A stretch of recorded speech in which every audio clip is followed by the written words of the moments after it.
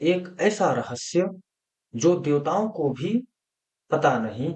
जब शिव और पार्वती का विवाह हुआ, तब क्या हुआ?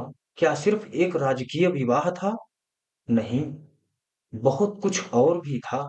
शिव के शरीर से, उनके बाएं अंग से ब्रह्मा निकले, उनके दाएं अंग से विष्णु निकले। तीनों देवता, सृष्टि, पालन, संहार, सब कुछ शिव के शरीर से। लेकिन यह सिर्फ शुरुआत थी, क्योंकि ब्रह्मा के मन से जब काम का मोह जागा, तो एक अद्भुत नारी प्रकट हुई और एक भयानक योद्धा भी। और इन दोनों को ही ब्रह्मा ने एक खतरनाक आदेश दे दिया, पूरी सृष्टि को अपने मोह जाल में फंसा दो। तो चलिए इनके बारे में जानते हैं, क्योंकि आगे की कहानी काम, प्रेम, मोह और विनाश की है। शिव कौन थे?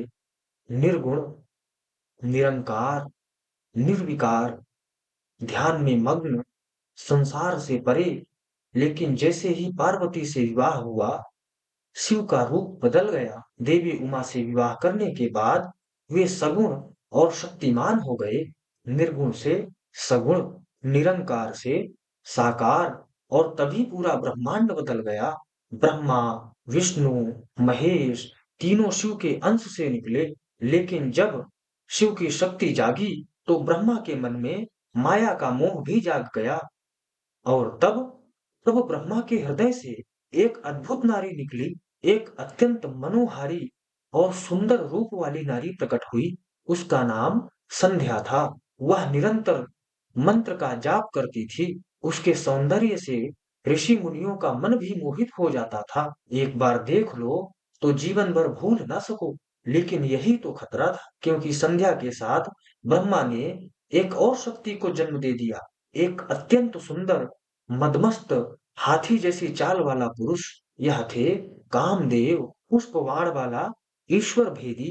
कामदेव ने ब्रह्मा के सामने झुककर प्रणाम किया और पूछा, मुझे क्या करना है? तब ब्रह्मा ने एक खतरनाक आदेश दिया, तुम पुष्पों के बाण से सभी प्राणियों को मोहित करो। तुम्हारे 5 बाण सभी प्राणियों को भेदेंगे। पुरुष हो या स्त्री, कोई भी तुम्हारा विरोध नहीं कर पाएगा। तुम छिपकर प्रेम का बीज बोओगे।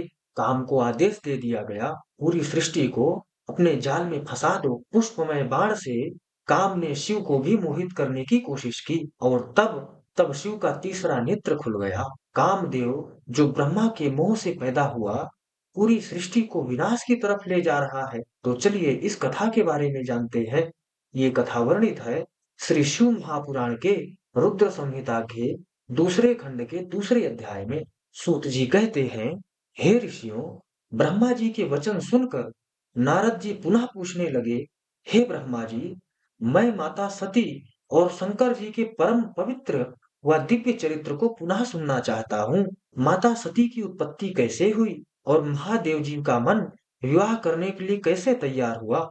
दक्ष से नाराज होकर देवी सती ने अपने देह को कैसे त्याग दिया और फिर कैसे हिमालय की पुत्री पार्वती के रूप में जन्म लिया? उनके तप, विवाह, कामनाश आदि सभी कथाएं मुझे सविस्तार सुनाने की कृपा करें। ब्रह्मा जी बोले, हे नारद, पहले भगवान शिव निर्गुण, निर्विकल्प, निर्विकारी और दिव्य थे। परंतु देवी उमा से विवाह करने के बाद वे सगुण और शक्तिमान हो गए। उनके बाएं अंग से ब्रह्मा जी उत्पन्न हुए और दाएं अंग से विष्णु उत्पन्न हुए। तभी से भगवान सदाशिव के 3 रूप ब्रह्मा, विष्णु और रुद्र सृष्टिकर्ता, पालनकर्ता और संहारकर्ता के रूप में विख्यात हुए। उनकी आराधना करते हुए मैं सुरासुर सहित मनुष्य आदि जीवों की रचना करने लगा। मैंने ही मरीच, अत्रि, पुलह, पुलस्त्य, अंगिरा, क्रतु, वशिष्ठ, नारद, दक्ष और भृगु की उत्पत्ति की, और ये मेरे मानस पुत्र कहलाए। तत्पश्चात मेरे मन में माया का मोह उत्पन्न हुआ। तब मेरे हृदय से अत्यंत मनोहारी और सुंदर रूप वाली नारी प्रकट हुई। उनका नाम संध्या था। वह दिन में क्षीण होती, परंतु रात में उनका रूप, सौंदर्य और निखर जाता। वह सायं संध्या ही थी। संध्या निरंतर मंत्र का जाप करती थीं, उसके सौंदर्य से ऋषि मुनियों का मन भी भ्रमित हो जाता था। इसी प्रकार मेरे मन से एक मनोहर रूप वाला पुरुष भी प्रकट हुआ। वह अत्यंत सुंदर और अद्भुत रूप वाला था। उसके अंगों में लगे केसर की सुगंध नासिका को तृप्त कर रही थी। तभी उस रूपवान पुरुष ने विनय पूर्वक अपने सिर को मुझ ब्रह्मा के सामने झुकाकर मुझे प्रणाम किया और मेरी बहुत स्तुति की। वह पुरुष बोला, ब्रह्मान, आप अत्यंत शक्तिशाली हैं। आपने ही मेरी उत्पत्ति की है।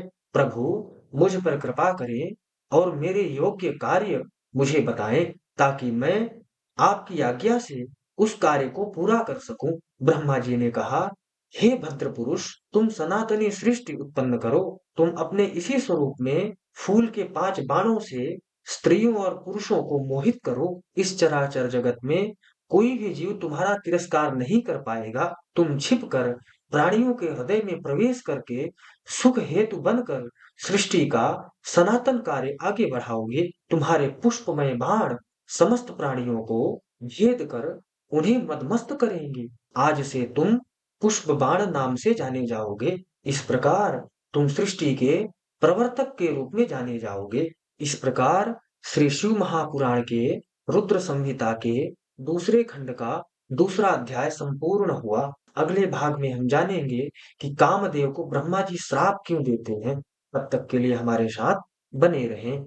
ओम नमः शिवाय।